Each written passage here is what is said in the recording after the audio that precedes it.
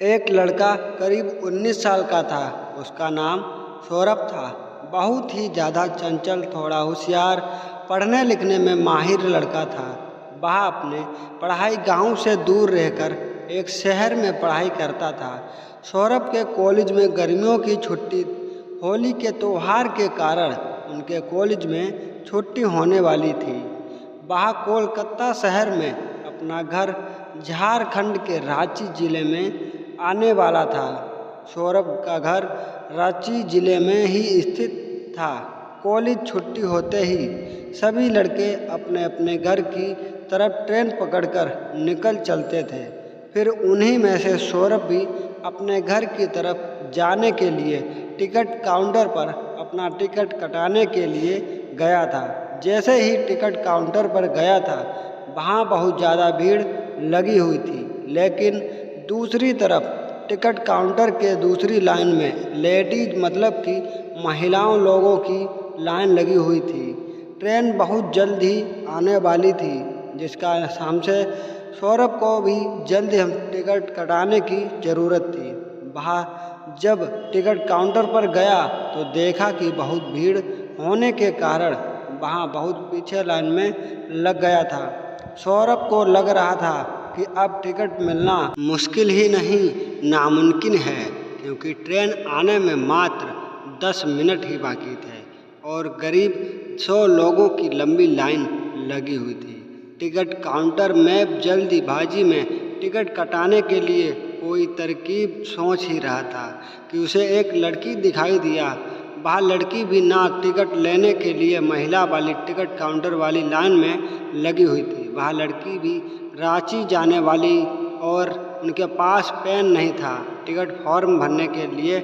ऐसे में सौरभ के ऊपरी पॉकेट में कलम देखकर वह लड़की कहती है कि कृपया मुझे थोड़ा सा कलम दीजिएगा, मुझे भी फॉर्म भरना है टिकट खरीदने के लिए। उसके बाद सौरभ कहता है, मैं लिखने के लिए कलम तो दे दूंगा, लेकिन कृपया करके मेरा भी टिकट आप ले लीजिएगा। आप भी उसी स्टेशन तक जाएंगी जहां मुझे जाना है। तभी वो लड़की पूछती है कि आपको कौन से स्टेशन पर जाना है। उसके बाद सौरभ कहता है कि मुझे झारखंड के रांची स्टेशन तक जाना है। फिर उसने वह लड़की भी कहती है मुझे भी वहीं जाना है। फिर उसके बाद सौरभ कहता है कि एक ही टिकट में मेरा भी नाम आप उसमें चढ़वा लेना, ताकि टिकट मिलने में आसानी हो जाएगी। फिर हम लोग उसी टिकट से अपना सफ़र तय कर लेंगे। लड़की सोनू की बात मान जाती है। वह कहती है ठीक है, मैं आपका टिकट अपनी टिकट में मिला लूँगी। फिर सौरभ अपने पॉकेट से पैसे निकालता है और उस लड़की को दे देता है। वो लड़की टिकट लेकर आ जाती है। फिर ये दोनों दौड़ दौड़ कर ट्रेन के पास आते हैं। जैसे ही ट्रेन में दोनों आदमी चलते हैं, ट्रेन को 1 मिनट में अपना इंजन चालू करके चल पड़ती है। हम सवारा और वह लड़की दोनों चैन की सांस लेते हैं और दोनों आमने सामने वाली सीट में बैठकर बातें करने लगते हैं। हावड़ा स्टेशन से रांची स्टेशन जाने के लिए करीब करीब 8 से 9 घंटे लगते हैं और वहाँ भी ये सफ़र रात का सफ़र होता है। वहीं वहाँ से ट्रेन है रात में ही चलती है। ऐसे में दोनों को बातचीत करने के लिए मौका मिल जाता है। दोनों अपनी अपनी सीट पर बैठकर दोनों एक दूसरे से बातचीत करना शुरू कर देते हैं। गाड़ी चलते ही थोड़ी देर होने के बाद वह लड़की कहती है मुझे खाना खाना है, मुझे भूख लगी है। तभी लड़का कहता है ठीक है, आप खा लीजिए, मुझे बाद में खा लूँगा, मुझे अभी भूख नहीं लगी। इतना सुनते ही वह लड़की भी कहती है कि जब आप खाइएगा तो ही मैं खाऊंगी। तभी सौरभ पूछता है तो क्या ऐसी बात है कि जब भी मैं खा लूँगा तो ही तुम खाओगी।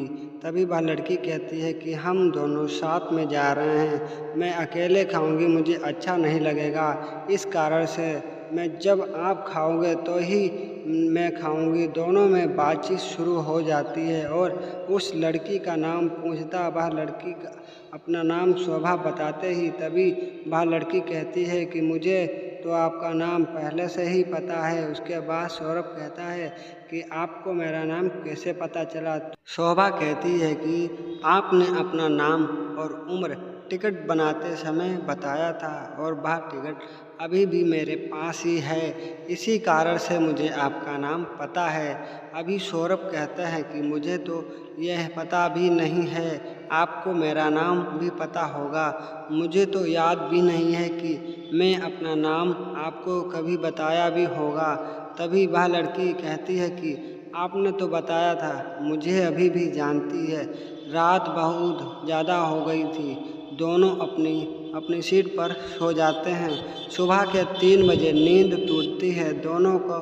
उसके बाद दोनों अपना अपना पानी की बोतल से अपना सामान होता है और फिर दोनों एक दूसरे से बातचीत करना शुरू कर देते हैं। ऐसे ही बात करते करते सुबह के 6 बज जाते हैं। दोनों के ट्रेन अपना गंतव्य स्टेशन पर पहुंचने वाली होती है।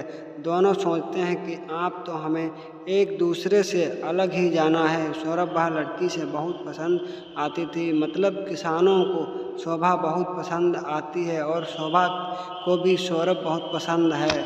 लेकिन दोनों बिना कुछ बात किए एक दूसरे से जाने के लिए तैयार हो जाते हैं। जैसे ही ट्रेन रुकने वाली होती है वैसे ही लड़की मतलब कि शोभा और सौरभ दोनों अपना अपना भगत का सामान उठाते हैं, अपने घर की तरफ चल देते हैं। जैसे ही सौरभ और शोभा दोनों अपने अपने घर पहुंच जाते हैं, उसके बाद कुछ ही देर बाद सौरभ के मोबाइल पर एक कॉल आता है। सौरभ अपना फ़ोन से कॉल रिसीव करता है और कहता है कि आप कौन बोल रहे हैं। कभी उधर से आवाज़ आती है कि मैं शोभा बोल रही हूँ।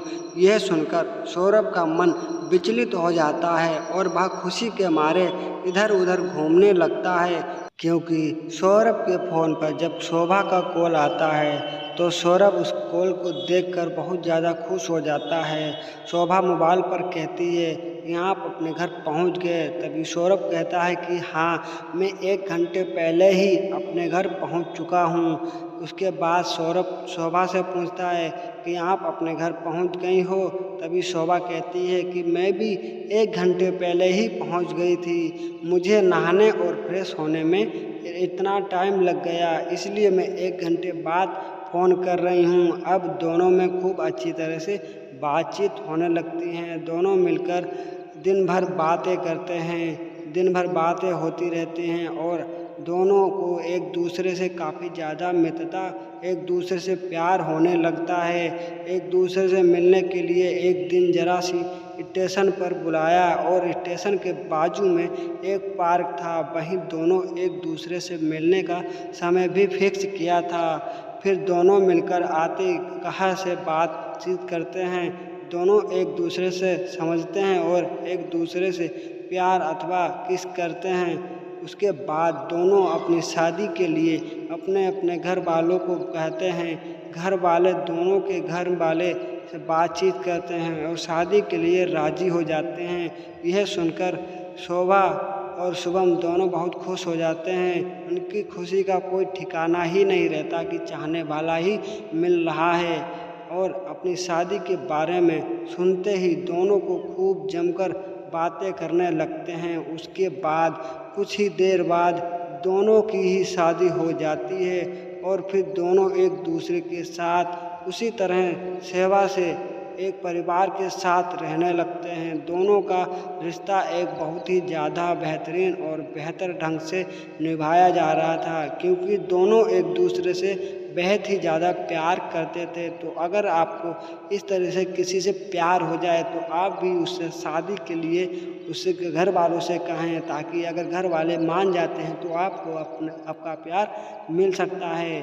अगर आपको ऐसी वीडियो देखना है तो आप हमारे चैनल को सब्सक्राइब कर लीजिए। वीडियो अच्छी लगे तो लाइक करना और अपने दोस्तों के पास ज़रूर शेयर करना। हम आपके लिए ऐसी ही स्टोरी लाते रहेंगे। अगर आपको अच्छी लगी है तो हमें कमेंट बॉक्स में ज़रूर बताना। अगर आपको अच्छी लगी है तो हमें आप कमेंट में एक बार ज़रूर बताना कि हाँ, ये एक स्टोरी बहुत ही अच्छी लगी। अगर आपको अच्छी नहीं लगी है